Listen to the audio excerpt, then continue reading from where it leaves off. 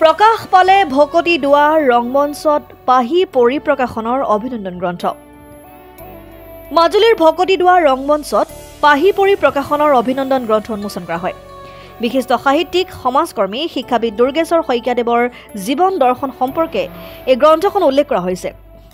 উক্ত গ্ৰন্থ উন্মোচনী সভাখনত গণ্যমান্য ব্যক্তিসকল, স্থানীয় ৰাইজ, আমন্ত্ৰিত অতিথিসকল উপস্থিত থাকে।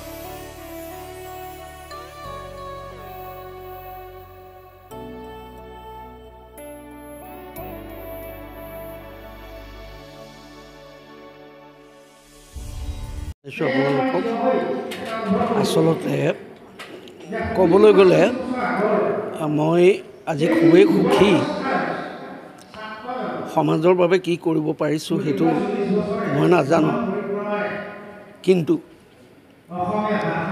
আমাৰ জীৱিত কালতে আমাৰ ছাত্ৰ ছাত্ৰীসকলে, গুণমুগ্ধসকলে বা যিসকল আমাৰ শুভাকাংক্ষী সেইসকলে পাহি পৰিপ্ৰকাশনৰ উদ্যোগত এখনি অভিনন্দন গ্ৰন্থ প্ৰকাশ কৰি আজি উন্মোচনৰ দিহা কৰিছে। আৰু আমাৰ জীৱনত আমি ভাবিছোঁ এইটোতকৈ ডাঙৰ সফলতা নিশ্চয় নাই। আমি সফলতা পাইছোঁ বুলি ভাবিছোঁ। মই আগতে কৈছোঁ যে আমি ইমানৰ মানুহ নহয়, কিন্তু সমাজে হয়তো কিবা এটা দেখিছে আৰু তাৰে ফলশ্ৰুতিত বিভিন্নজনে আমাৰ ওপৰত আলোকপাত কৰিছে আৰু আলোকপাত কৰি এই গ্ৰন্থখনি সজাই তুলিছে। আমি ভাবিছোঁ এই গ্ৰন্থখনিৰ দ্বাৰা নিশ্চয় আমাৰ পাছৰ প্ৰজন্ম উৎসাহিত হ'ব। তেওঁলোকেও সমাজৰ হকে সময় দিবলৈ, সমাজৰ কাম কৰিবলৈ, নিজৰ ভাষা, সংস্কৃতি, সাহিত্যৰ প্ৰতি কাম কৰি যাবলৈ অনুপ্ৰাণিত হ'ব। আমি ইমানকে কৈছোঁ আৰু পুনৰ সকলোলৈকে ধন্যবাদ জনাইছোঁ। আপোনাৰ চেনেলৰ যোগেদি সকলোকে আমি স্বাগতম জনাইছোঁ। পাহি পৰিপ্ৰকাশনৰ পৰা বিশিষ্ট কবি, নাট্যকাৰ, পৰিৱেশ কৰ্মী, সাহিত্যিক আৰু কৃতি শিক্ষক দুৰ্গেশ্বৰ শইকীয়াদেৱৰ সমগ্ৰ জীৱন পৰিক্ৰমাৰে এখনি অভিনন্দন গ্ৰন্থ আমি প্ৰণয়ন কৰিছিলোঁ। ইয়াৰ সম্পাদন আমি কৰিছিলোঁ।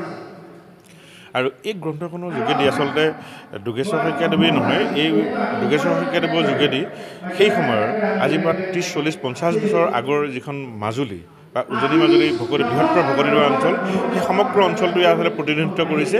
এই গ্ৰন্থখন পঢ়িলে বহুত সমল পোৱা যাব, যিবিলাক সমল মানে বিভিন্ন লেখকে তেখেতসকলৰ লেখনিৰ যোগেদি আগবঢ়াইছে। যে সামগ্ৰিকভাৱে সেই সময়ৰ যাতায়াত যোগাযোগৰ পৰা আৰম্ভ কৰি শিক্ষা, সংস্কৃতি, সাহিত্য কেনেধৰণৰ আছিলে, এই সমস্তখিনি কথা কিন্তু তাত মানে উপলব্ধ হৈছে। আৰু যথাৰ্থতে ই অসমীয়া সাহিত্য জগতৰ এক বিশেষ অৱদান আগবঢ়াব বুলি আমি আশা কৰোঁ।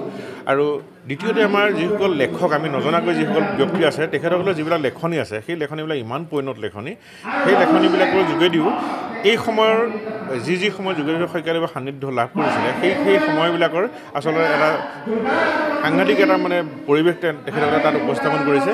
এইটোৰ যোগেদি আচলতে খুব এটা ভাল মেছেজ আমাৰ সকলোলৈকে যাব। আৰু যিসকলে মাজুলী বিষয়ত অধ্যয়ন কৰিব বিচাৰে বা সংস্কৃতিৰ বিষয়ত অধ্যয়ন কৰিব বিচাৰে, তেখেতসকলৰ কিন্তু এই গ্ৰন্থখনে বিশেষ সুবিধা লাভ কৰা বুলি আমি আশা কৰোঁ। আৰু যিসকল ব্যক্তিয়ে ইয়াত লেখনি সংযোগ কৰিছে আৰু শুভেচ্ছা বাৰ্তা বিশেষকৈ মাননীয় মুখ্যমন্ত্ৰী মহোদয়, অসম সাহিত্য সভাৰ সভাপতি মহোদয় প্ৰমুখ্যে, সত্ৰাধিকাৰ প্ৰভূশ্বৰ প্ৰমুখ্যে যিসকলে আমাক লেখনি প্ৰদান কৰিছে, তেখেতসকলৰ যোগেদি কিন্তু আমাক এটা ডাঙৰ শুভেচ্ছা জ্ঞাপন কৰা হৈছে। আৰু এই শুভেচ্ছাই আচলতে আমাক অনাগত সময়তো উদ্বুদ্ধ কৰিব আৰু সাহিত্য যাত্ৰাটো আমাৰ ইয়াৰ পৰা নিৰৱধি চলি থাকিব।